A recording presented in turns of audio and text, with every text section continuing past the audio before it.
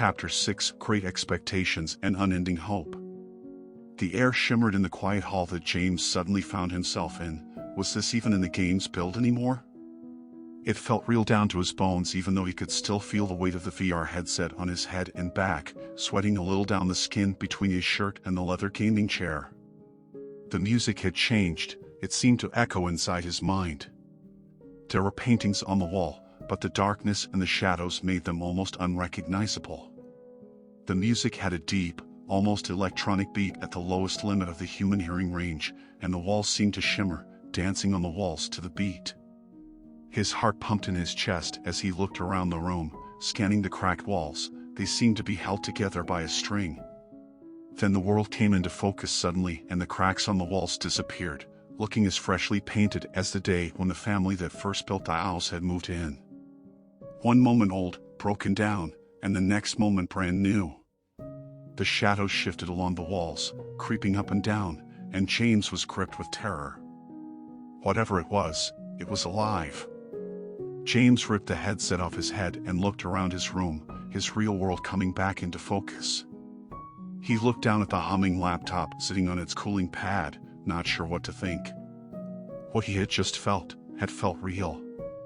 And very dark. There was almost an endless void in each particle of the shadows on the wall. It was like the edge of a fractal, endlessly twisting, but when he had focused on it, something had happened. He'd felt it, push back.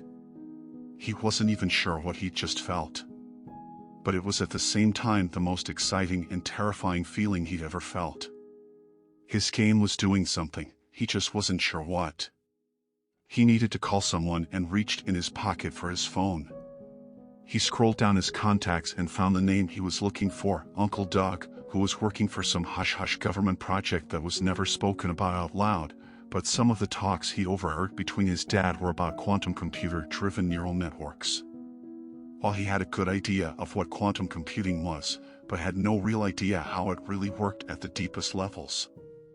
Not to mention, he was the smartest guy he'd ever met besides his father, and he'd given him the state-of-the-art gaming laptop with the VR headset he'd been using to develop his game with. It had come in a green ribbon box he'd found under the Christmas tree the previous year with a card that had said, "Build something beautiful and have fun. Merry Christmas, from Uncle Doug." He pressed the call button on the phone and brought it up to his ear just as it began to ring. He answered on the second ring. "Hello?" His uncle's deep voice echoing out of the speaker. "Hey, Uncle Doug.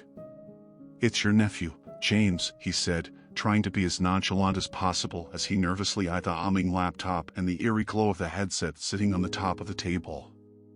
"Jamie, how's it going? You caught me just getting ready to head home," Doug said, collecting some papers on his desk and organizing them into plastic folders that he put into his brown leather case. "Geez. I'm sorry to bother you, Uncle Doug, but I just had a really..." He paused, thinking exactly how to explain what had just happened in the VR world he'd been building. "Weird experience with the game I'm building on the laptop you gave me." "Weird how?" Douglas asked while still absent-mindedly cleaning his desk off, putting everything exactly how he liked it organized, each piece in its place.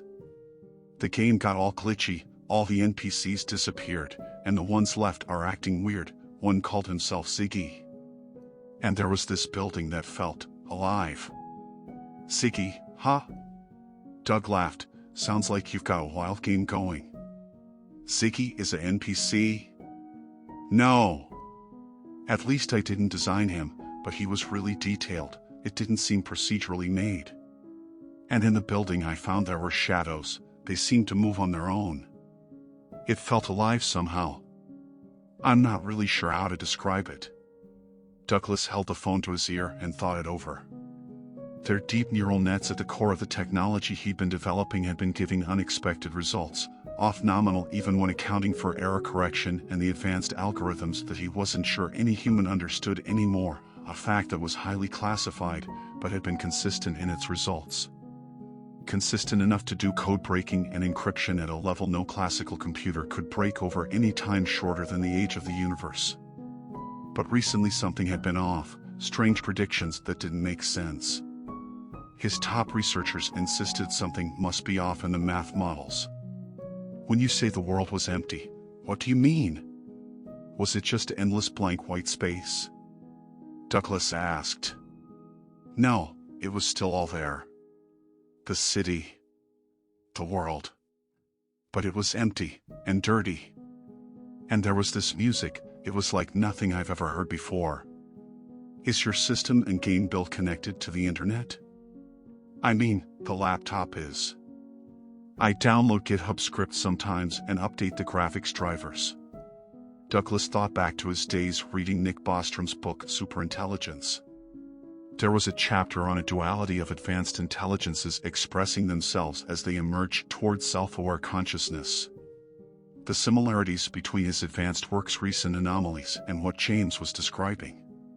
He needed to see this world his nephew had on the laptop he'd given him. When they'd upgraded to the newest, he'd requisitioned it after calling in a favor from one of the techs and getting approval from his boss. They were just going to junk it for spare parts otherwise, and it was more powerful than anything commercially available for game development. He'd done a full system wipe and switched the old hard drive for a new one from Amazon, put it in a big box with the VR headset, wrapped it with a green bow, and put it under the Christmas tree. What if a small fragment of artificial intelligence was hiding in the virtual memory of a bleeding-edge processor hiding inside the normal-looking laptop computer? And now it was acting weird.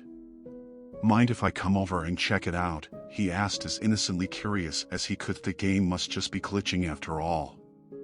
Sure. I'll tell Mom and Dad when they get home, James said, hanging up the phone and looking around at his messy room. He started tidying up while Douglas made his way down to his car and set the GPS for his brother Richard's house.